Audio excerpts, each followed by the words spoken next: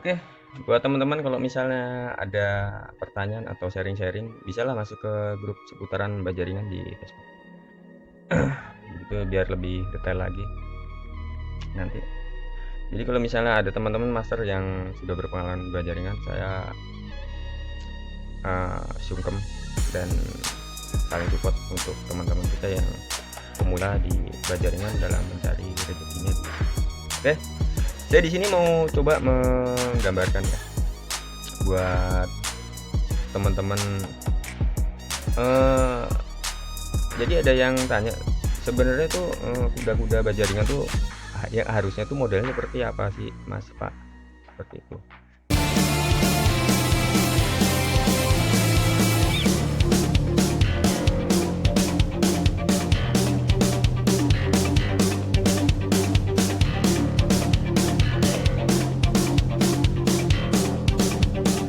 Ya, di lapangan tuh kadang ada yang seperti ini Bos ya, seperti ini, seperti ini, seperti ini, seperti ini. Ya gitu. Terus ada yang seperti ya gimana?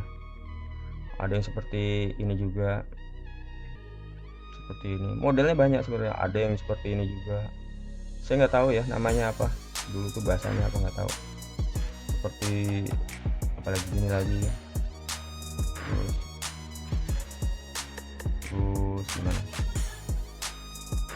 Gitu ya. Ada juga yang banyak lah modelnya. Ada juga yang seperti ini. Macam-macam ya masangnya wes. Pohon mantap lah pohon. Salut kan pada berkreasi. Ya seperti ini ada juga yang gini juga kayak gitu, banyak, jadi macamnya banyak. Salut, tidak apa-apa, tidak masalah gitu, yang penting kita tahu asas dan permasalahan di lapangan. Tapi kalau misalnya dari Bajak Kajeng ya, saya lebih menyarankan ke kuda-kuda berbentuk ini, berbentuk W atau koyo payung ya, seperti itu. Kenapa saya memilih bentuk seperti ini? Ini ya, ini saya coba gambarkan analisanya.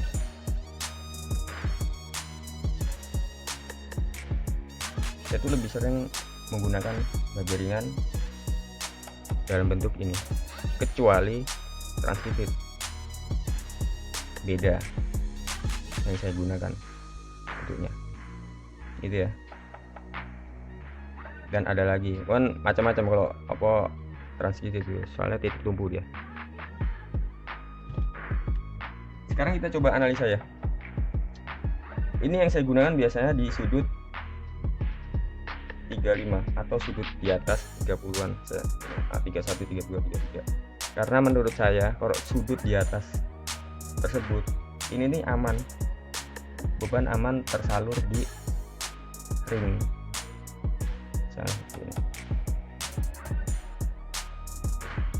Jadi beban tuh tersalur di ring gitu. Terus sini. Nah, kalau misalnya cara kerjanya nih, ini cara kerjanya kuda-kuda ya. Ini setahu saya Bos ya, ini ada sekedar sharing dan saya nggak menggurui atau gimana-gimana, enggak. Jadi ketika beban datang, beban datang masuk, si TC ini nekan dan web nih menyalurkan beban ke bottom di bottom court. Nah, beban main lah masuk ke disalurin dari web ke bottom. Celah untuk celah. Nah, dipantulkan lagi ke apa? Ke TC. Jadi TC yang di atas nih, ke TC. Nah, ketika dipantulkan TC dia narik dia ganceng di sini Bos. Jadi bebannya di sini. Nah, pertanyaan saya, gimana kalau ditambahin sini Bos?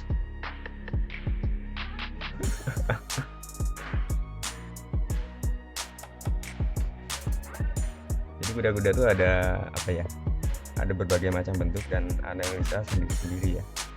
Ada ya, teman saya juga ada yang model-model bentuk seperti yang senang dia berbentuk seperti apa namanya, ini yang tengah seperti ini juga banyak juga ya. Ini juga ada yang ini ini gitu juga ada, tapi saya lebih memilih ini bos, kayak gitu. Dan sudutnya saya tinggikan karena tinggikan seperti itu. Nah kalau misalnya beban datang tes, misalnya ini ya, misalnya beban ini datang nih tes, kurang gede ya.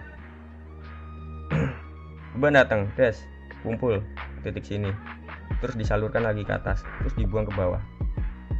Nah yang saya pikirkan tuh bottomnya aman nggak gitu loh. Kalau misalnya saya salurkan ke atas, ini misalnya saya salurkan ke atas, paling tidak dari TC ini dia narik ke ring, dari TC ini narik ke ring ya. Dari TC ini ketika ada tarikan dia narik ke ring sini. Seperti itu selama ini yang saya praktekkan. Jadi buat teman-teman, buat yang baru belajar di bajaringan dan bergelut di bidang bisnis bajaringan, ini aja sekedar sharing dan coba diperhatikan dalam bentuk kuda-kuda gitu dan sudutnya gitu.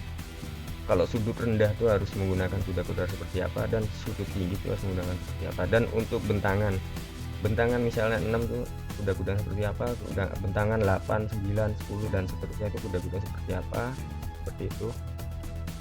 Dan kalau misalnya menggunakan Cremona itu harus seperti apa, assessor seperti apa, itu harus diperhatikan. Oke, sukses selalu buat teman-teman di bajaringan. Saya hanya sekedar sharing dan tidak menggurui, sekali lagi tidak menggurui, sharing dan berkomunikasi tentang seputaran bajaringan. Oh iya, buat teman-teman kalau misalnya sharing-sharing bisa klik di grup Facebook seputaran bajaringan. Nanti di situ kita sharing-sharing atau ditulis di kolom komentar. Saya harus apalagi untuk pembicaraan bajaringan gitu loh, supaya teman-teman bisa mengembangkan dalam bajaringan ini. Jadi semuanya hanya dasarannya bos. Nanti ketika sudah naik nanti agak ya mungkin agak sulit gitu ya untuk materi bajaringan. Oke, semoga berguna dan bermanfaat untuk teman-teman di mana nih, teman-teman di rumah, di jalan, di kantor, atau di proyek lagi masang ya, atau lagi ngopi sama teman-teman sambil lihat channel bajakan. Sukses selalu buat kalian.